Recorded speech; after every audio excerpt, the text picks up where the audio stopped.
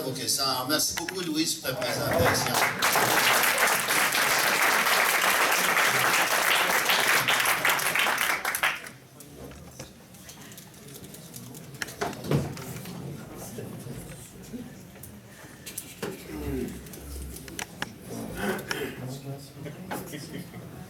Il faudrait avancer à la 65e diapositive. 65e? Oui.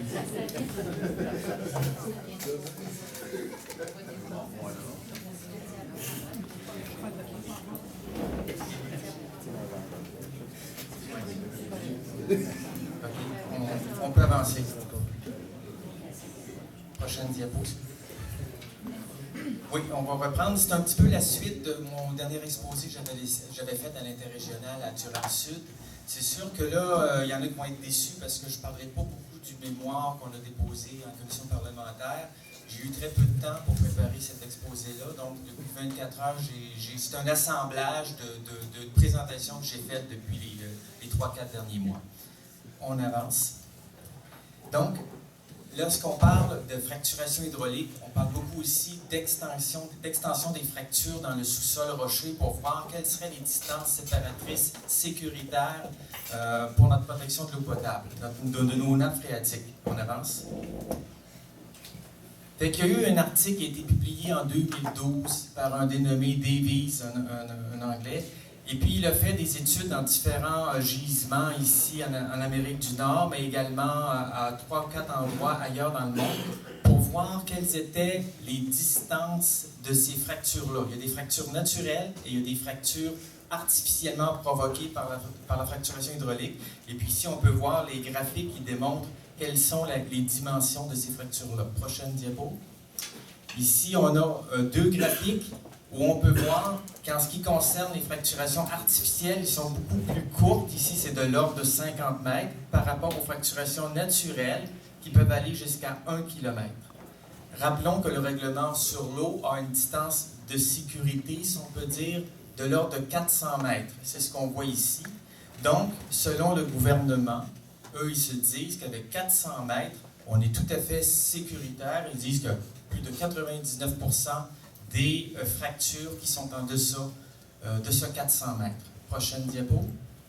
Et c'est ce qu'ils ont avancé en 2013 et en 2014. Sauf que quand on les a rencontrés la semaine dernière, ils ont dit non, non, c'est pas ça. On se fie plus sur cet article-là.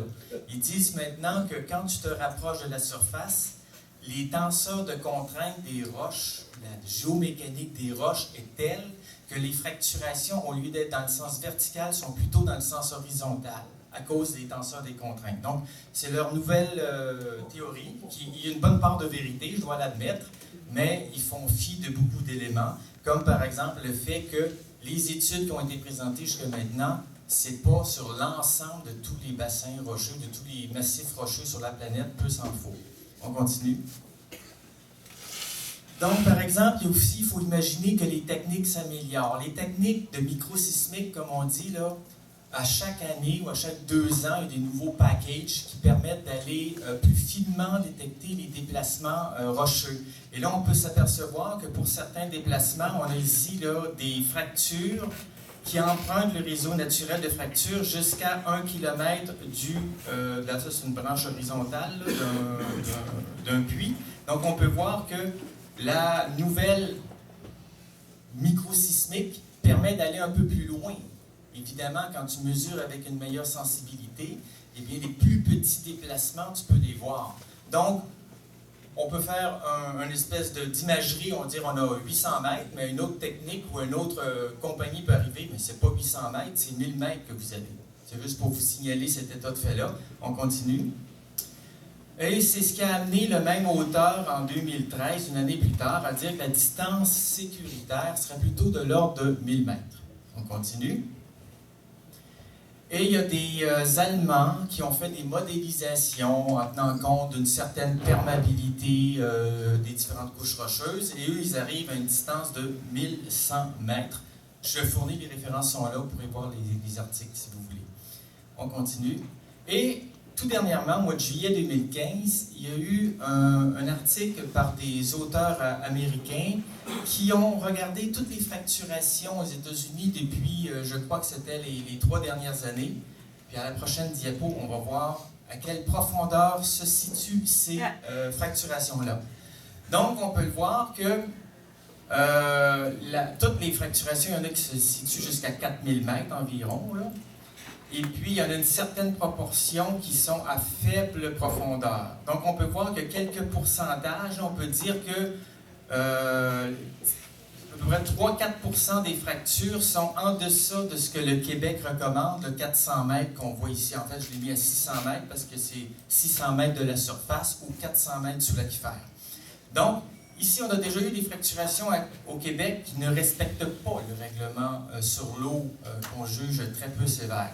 Si on regarde la règle de l'industrie, c'est d'environ 1000, donc c'est 1,6 km environ, ou 1600 mètres. Et si on regarde la moyenne des fracturations en 2010 et 2013, c'est 2500 mètres. C'est-à-dire qu'il y a la moitié des fracturations qui sont à plus forte, à plus grande profondeur, et la moitié des fracturations qui sont en deçà de 2500 mètres. L'Allemagne, elle a choisi 3 km ou 3000 mètres comme distance sécuritaire pour la fracturation hydraulique. Prochaine diapo. Et ça peut s'expliquer parce qu'aux États-Unis, il faut se rendre compte que le Marcellus, par exemple, est à une certaine profondeur. Ici, c'est exprimé en pieds. Ça part de 4000 pieds, ça va jusqu'à 8000 pieds. Et c'est évident que s'ils cherchent à aller dans le Marcellus, ils vont forer au moins à 1000 mètres de profondeur. On parle de 4000 pieds minimum. Donc, c'est certain que ça dépend beaucoup d'où se situe la roche payante.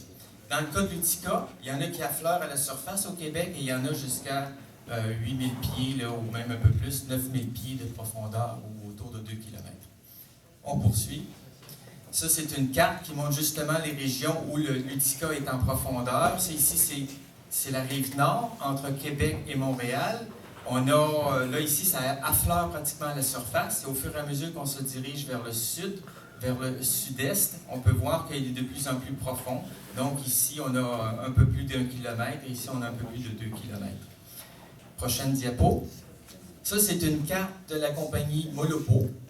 Donc, je veux vous entendre dire merci Molopo, parce que sinon, je ne l'aurais pas. Donc, Molopo nous fournit ici une carte un peu plus précise où se situe le bas du shale d'Utica au Québec, avec différents puits qui avaient été forés par le passé. Donc, selon les couleurs, avec le nouveau règlement sur l'eau, on s'aperçoit que tout ce qui est en rouge et en orange, ça ne serait pas permis pour le shale d'Utica. C'est sûr que s'ils veulent aller plus profondément sous le shale, ils pourront. Mais c'est juste pour vous indiquer que quand on parlait de l'ellipse du shale de l'Utica, là où on retrouvait la plupart des permis au Québec, dans la vallée du Saint-Laurent, eh bien, on se retrouve avec la partie qui est un peu plus au nord, là, qui serait comme exclue à cause du règlement de prélèvement de l'eau potable. C'est ce qu'on nous a dit, en tout cas. On dit, inquiétez-vous pas, sur la rive nord, il n'y aura pas de problème. J'ai dit, puis s'ils vont plus profond, on m'a pas répondu. OK, on continue. Donc, ce qu'on essaie de faire valoir, le collectif d'experts, c'est que les risques de contamination des nappes aquifères, ils sont avérés et ils sont grandissants. Parce qu'il y a de plus en plus de puits, évidemment. Et avec le temps, il y a une dégradation des enveloppes des puits, ce qu'on appelle les coffrages, les enveloppes de ciment, d'acier, tout ça, ça se dégrade avec le temps.